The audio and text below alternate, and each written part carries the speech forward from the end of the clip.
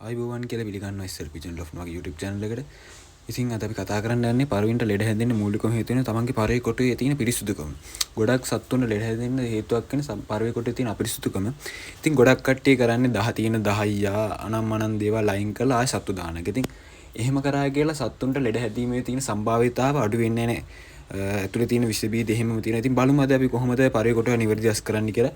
ඔයත් තාම මගේ YouTube channel එක subscribe කරලා නැති කෙනෙක් නම් ඉක්මනට subscribe කරලා තියාගෙන bell icon එක click කරන්න.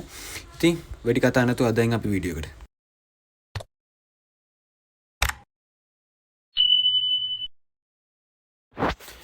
පරවේ කොටුවක් අස් කරන්න. ඉස්සෙල්ලා පරවේ කොටුවක් අස් කරන්න ගන්නේ අපි පරවේ කොටුවේ ඉන්න සේරම සත්තු ටික එළියට දානවා. මොකද පරවේ කොටුවේ සත්තු ඉන්නකොට අපිට අස් කර ගැනීමට ගොඩක් අපහසුයි. පරවේ කොටුවේ ඉන්න සත්තු ටික එළියට දාලා සාමාන්‍ය සත්තුන්ට බිමට කෑම දාලා සත්තුන්ට නාන්න අවස්ථාව දෙන්න.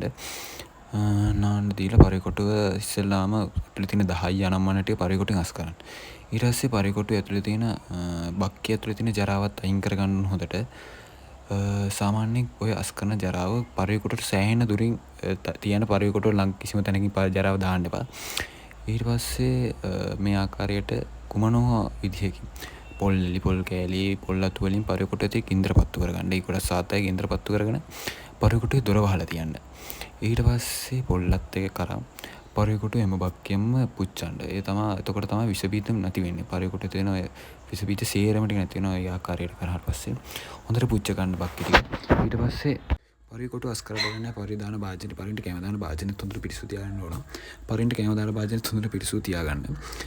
ඊට පස්සේ මේ සේරම කරාට පස්සේ අලුතෙන් 10 හෝ ලීකුඩු පරවේ කොටුවට යොදා ගන්න.